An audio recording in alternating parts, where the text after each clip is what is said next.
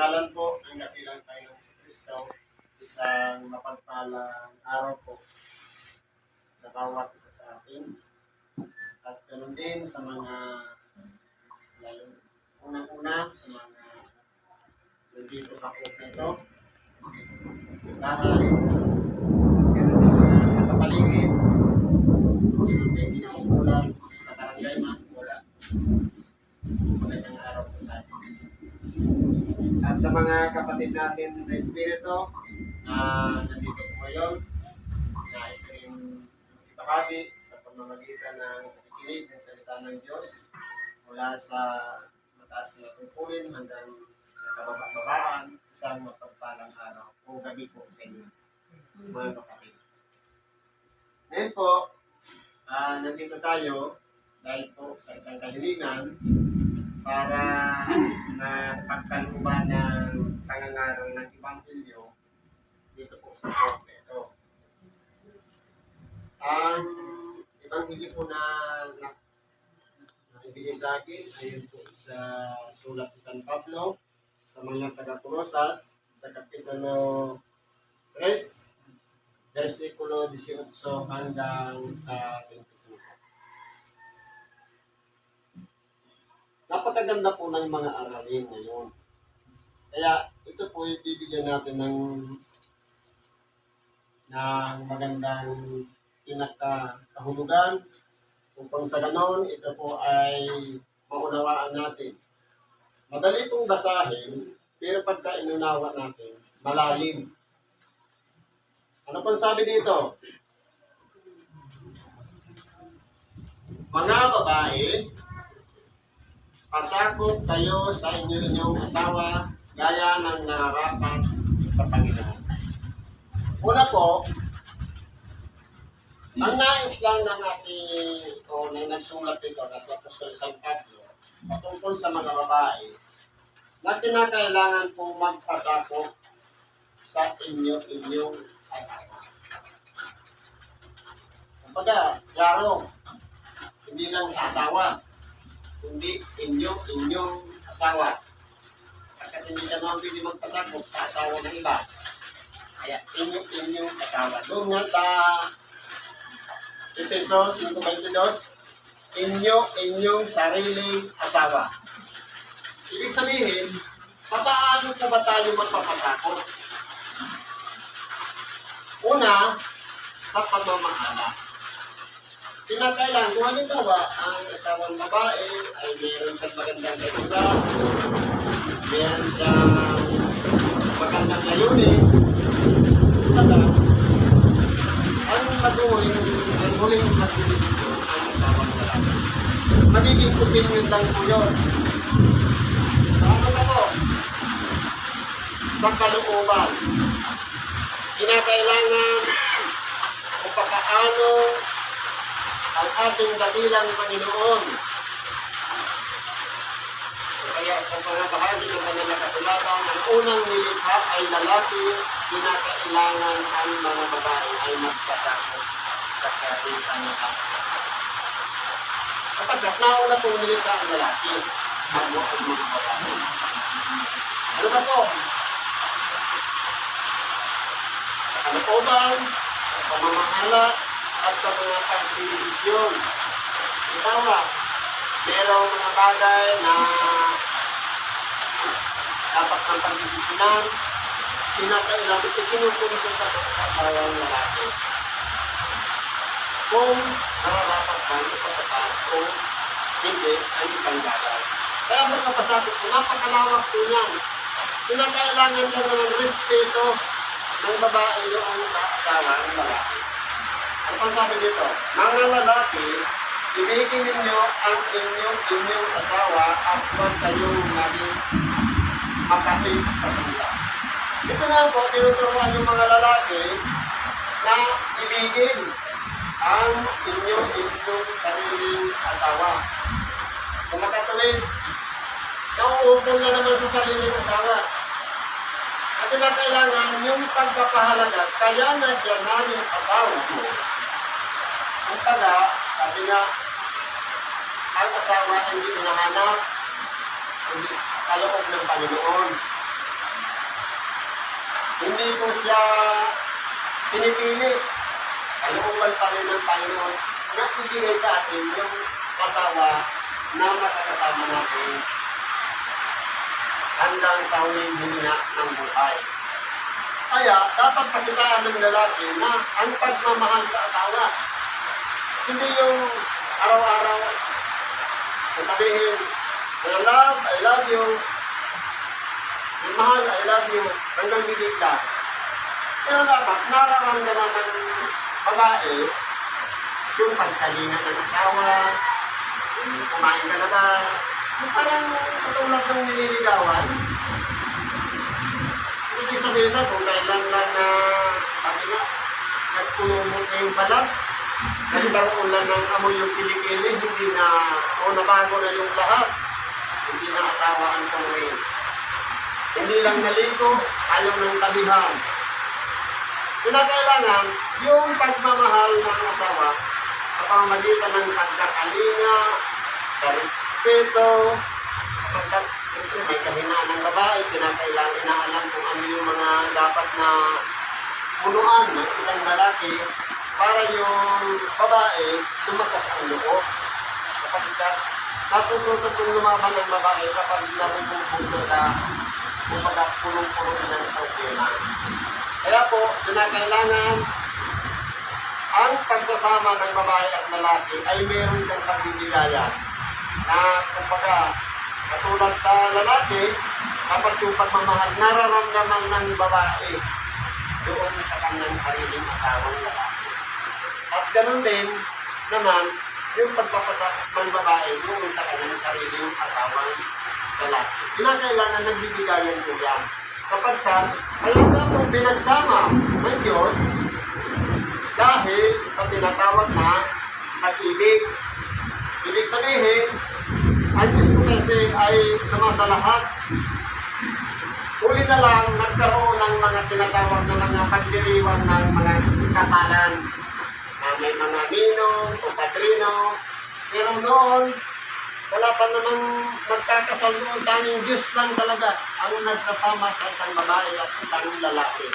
Kaya kung pinagsama ng Diyos, pinagpapala ko yan at pinagkakalooban ng kanilang sariling mga anak. Ano pang sabi dito? Mga anak, magsitalima kayo sa inyong magulang sa lahat ng mga bagay sapagkat ito'y totoong nakalulugod sa Panginoon. Ito po tinuturo naman sa mga anak na kinakailangan magsitalima o kaya sumunod sa magulang sa lahat ng bagay.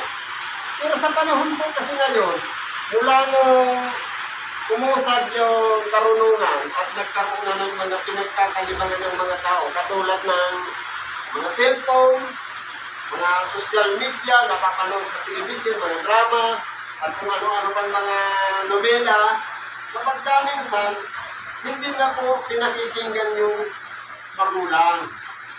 Pero hindi po nagbabago ang utos ng Diyos. Anong sabi? Mga anak, magsitalima kayo sa inyong mga magulang, sapagkat ito ang unang utos na may pangako upang mabuhay ka ng malao sa lupa at upang mapabuti tayo dito sa ibabaw ng lupa. Sa makatuwid, ang susi pala ng magandang buhay at ganoon din ang mahabang buhay, walang iba ang pagsunod sa magulang.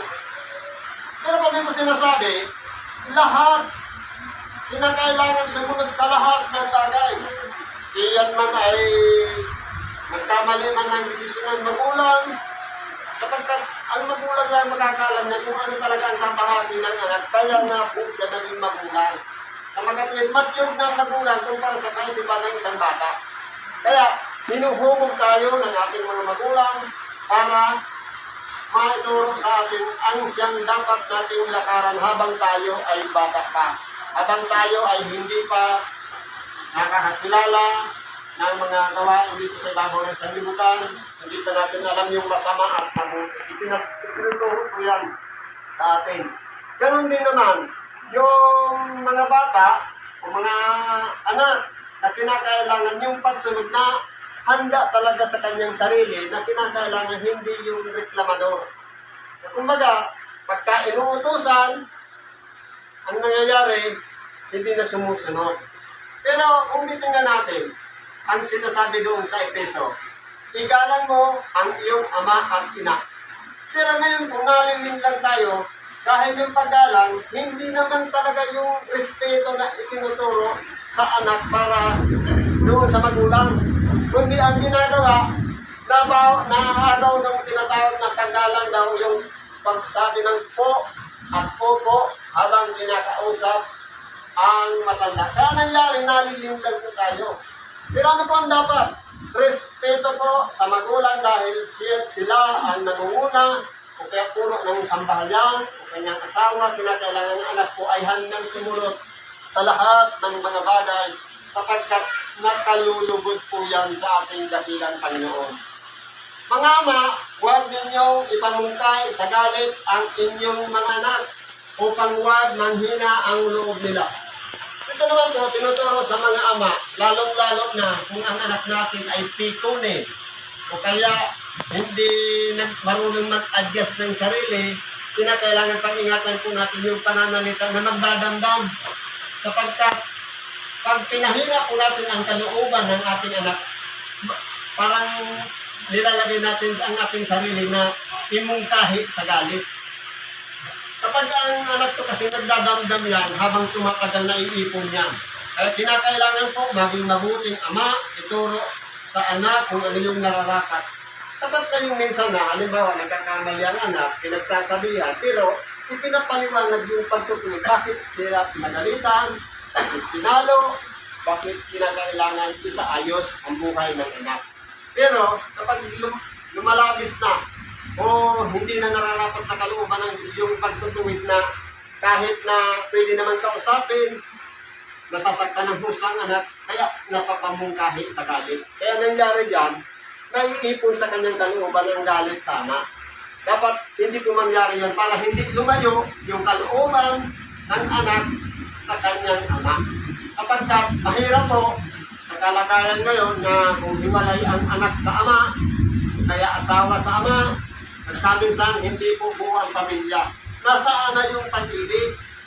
Nasaan na yung sa pamamagitan ng Diyos na kanyang pinagsama at naging isang pamilya at nagbunga ng mga supling na anak na wala na po sa matuwid na sa anak.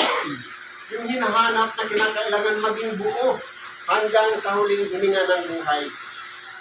Kaya, ang nangyayari ngayon, yung kasal sa simbahan parang seremonya na lang.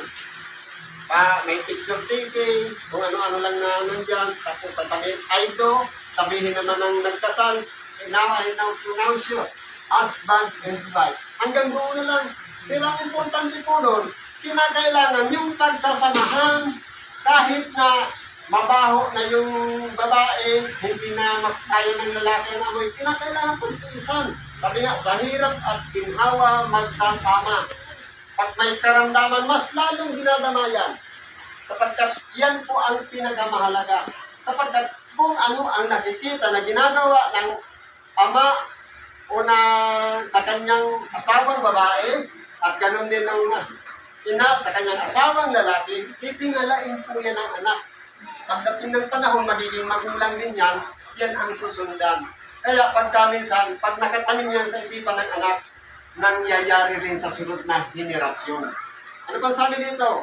Mga alipin, magsitalima kayo sa lahat ng mga bagay sa mga laon, ayon sa laman na inyong mga Panginoon. Hindi ang paglilingkod sa paningin, na gaya ng pagbibigay lugod sa mga tao, kundi sa katapatan ng puso na manatakot sa Panginoon. Sa paanong paraan mo kayo na yung alipin? Halimbawa, ang isang ama ay namamasukan. Ibig sabihin, meron siyang amo. Yung amo ang tawag doon Panginoon. Ngayon, dahil sinasahuran tayo, ang tawag sa atin alipin. Pero kung tayo naman po, ay halimbawa, isang ama, pagkatapos meron tayong inuupahan na tauhan, tayo naman yung Panginoon. At yung mga trabahador, ang tawag naman doon mga alipin. Sino po, tinuturoan tayo na kinakailangan magsitalima ayon sa laman na inyong mga Panginoon. Yung bang respeto, katapatan, sa papaanong paraan. Halimbawa, kinakailangan marunong magpahalaga sa utos. Halimbawa, yung alipin, kinakailangan marunong magpahalaga sa utos ng Panginoon. Na ganito ka nga gawin, ganyan. Kumbaga, inuunawa at nire-respeto ng alipin ng kanyang Panginoon. At ganun din, yung katapatan, kinakailangan, kaya may nakakita man, wala, kinakailangan sakto sa oras yung pagdating natin sa trabaho, hindi dinadaya. At ganun din, kinakailangan sa oras ng trabaho, dapat pag hindi lang yung masipag dahil nandyan yung amo, pagkawala, at tamad-tamad. Sabi nga dyan sa Maynila, yung tinatawag na kuyakoy, na mga minsan paikot-ikot lang dyan sa construction site, wala namang ginagawa. Dinadaya po natin ang ating sarili. Kinakailangan, nandyan man ang Panginoon o wala, meron tayong nakakakitang Panginoon na nasa taas na kinakailangan maging tapat tayo sa ating tungkulin kung tayo man ay naging isang alipin na meron tayong Panginoon na sinusunod dito sa ibabaw ng lupa. O kaya amo, o kaya kahit supervisor pa yan, o manager, o boss, kinakailangan. At ganoon din naman, kung tayo naman ay nasa kalagayan ng Panginoon, kinakailangan din naman yung pagdadala ng tauhan na kinakailangan nararapat at ganoon din yung mga alipin na kinakailangan sumunod din naman sa mga Panginoon. Ano pang sabi dito? Katapatan ng puso na may takot sa Panginoon. Ano man inyong ginagawa, ay inyong gawin ng buong puso na gaya ng sa Panginoon at hindi sa mga tao. Sa makatuwid, ang lahat ng ating ginagawa, kaugnayan man ng asawang babae sa kanyang asawang lalaki, o asawang lalaki sa kanyang asawang babae, o kaya ama sa kanyang anak, o anak sa kanyang ama, at ganoon din alipin sa kanyang Panginoon o Panginoon sa kanyang alipin, kinakailangan yung ginagawa natin buong puso, gaya ng sa Panginoon. Sa makatuwid, may katapatan, sumusunod tayo ng buong puso ayon sa kalooban ng Panginoon. Yaman inyong nalalaman na sa Panginoon ay tatanggapin ninyo ang ganting mana sapagkat naglilingkod kayo sa Panginoong Jesucristo. Sa makatuwid, yung mga sakripisyo pala natin na ating ginagawa, lalong-lalo na yung pagsunod sa mga nagkatataas sa atin, katulad ng pagsunod ng asawang babae sa kanyang asawang lalaki bilang pagpapasakop, katulad ng anak na sumusunod sa kanyang ama at ina, at ganoon din yung alipin na sumusunod sa kanyang Panginoon. Kinakailangan po gawin natin lahat ng nararapat sa paningin ng Panginoon sapagkat tayo po ay tatanggap ng ganting mana. Sa makatuwid, lahat ng sakripisyo natin may babalik po na ganting pagpapala mula sa ating dakilang Panginoong Jesucristo. Sapagkat hindi po tayo sa tao naglilingkod, kundi sa Panginoon din naman. Na kaya siya naging Panginoon, kaya siya naging Ama, kaya siya naging lalaki sa isang pamilya o ulo ng sangbahayan. Sapagkat kalooban po ng Panginoon na ilagay sa diyan para manguna, mamahala ng sangbahayan at ganun din Panginoon noon sa mga kinauukulan, lalong-lalo na sa pagtatrabaho. Yan po. Sapagkat ang gumagawa ng masama ay tatanggap ng ayon sa masama na kanyang ginawa. Ito na po yung pinaka-meaning nito. Kung halimbawa, dinaya natin yung oras, may kaukulang parusa din yan sa atin. Kahit sabihin na, natanggap natin ang buo yung sahod. Pero kahit nagsakripisyo tayo na, totoo nga, sinayang natin yung oras ng trabaho, tumanggap tayo ng tamang sahod, may kapalit naman yan. Pagka minsan hindi naman nakakaipon, ang nangyayari po niyan, may katumbas pa nga na minsan, mga karamdaman na hindi nalalaman kung saan napupunta ang ikinabubuhay. Sapagkat yan po, sikreto lang po yan na hindi natin namamalayan. Pero kung tayo po ay gumagawa ng mabuti, tatanggap naman tayo na may kasamang pagpapala. Dito po, may paalala ng ating dakilang Panginoon. Sabi niya, akin ang paghihiganti, ako ang gaganti, sabi ng Panginoon. Sa makatuwid, kung tayo po ay ginagawa ng masama ng ating kapwa, o tayo man ay gumagawa ng masama sa ating kapwa, may tatanggapin naman tayo ayon sa parusa ng Panginoon. Kung mabuti ang ating ginawa, tatanggap tayo ng ganti na may kasamang pagpapala. Subalit, kung masama ang ating ginagawa, ang tatanggapin natin yung paghihiganti sapagkat dinaya natin ang oras, niloko natin ang ating kapwa at hindi tayo naging tapat sa kanila. Sapagkat ang Panginoon, sabi nga dito sa uling bahagi, lahat tayo ay dadaan sa pamamagitan ng hukuman ng ating dakilang Panginoon. Sa makatuwid bagay, hindi po katulad ng inaasahan nating hukuman na lilitisin pa ang bawat isa. Kundi kung papaano natin narinig ang kanyang aral o salita ng Diyos, kung tayo man ay nagsamba, tayo man ay nakinig lamang ng Ebanghelyo sa radyo, sa TV, sa oras na iyan ay pumasok sa ating tainga at naunawaan natin. Subalit hindi natin ginawa, yun na po ang hahatol sa atin sa huling araw. Kaya ipinagkaloob sa Panginoon ang paghatol. Hindi po yung iisa-isahin tayo. Kung ibig sabihin yan, kung ano yung napakinggan nating aral. Halimbawa, mapalad pa nga yung hindi naabutan ng aral. Sapagkat gumawa man siya ng masama, kung hindi man siya nakasunod doon sa aral na yon, kung kautusan ng Diyos, wala siyang nilabag.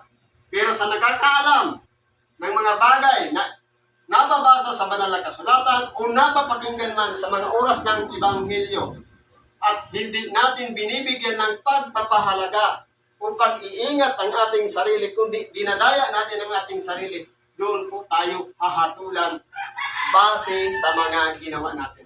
Sa makatuwid, araw-araw, minuminuto, oras-oras, lahat ng mga ginawa natin hindi na ayon sa kalooban ng Panginoon, yan po ay nakasulat na sa aklat ng buhay. Kaya hindi na po tayo makapagsasabi na kinakailangan pa nating magsisi.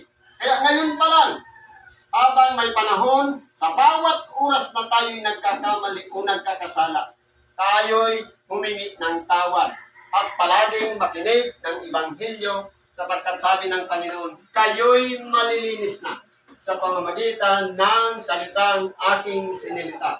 Sa makatuwid, ang paglilinis ng ating pagkatao sa pamamagitan ng salita ng Diyos at sa pamamagitan ng paghingi din ng tawad natin sa Kanya o Kanya pagsisisi at pagbabalik loob sa Kanyang kalooban. Kaya po, bilang tayo nandito sa ibabaw ng lupa, ano man ang kalagayan natin, tayo man ay ama, tayo man ay ina, tayo man ay anak, alipin o Panginoon, gawin natin ang mabuti ayon sa kalooban ng Panginoon at ayon sa nararapat upang tayo kalugdan niya at magpatuloy tayo ng buhay at nang sa ganun magtatamo tayo ng kaginhawahan at sa makatuwid ang buhay na walang hanggan na inaasahan natin sa pagbabalik ng dakilang Panginoong Hesus Kristo. Yan lang muna ang mababahagi natin sa oras na ito. Salamat at pagpalain tayo ng Diyos sa ngalan ni Kristo Jesus. Salamat.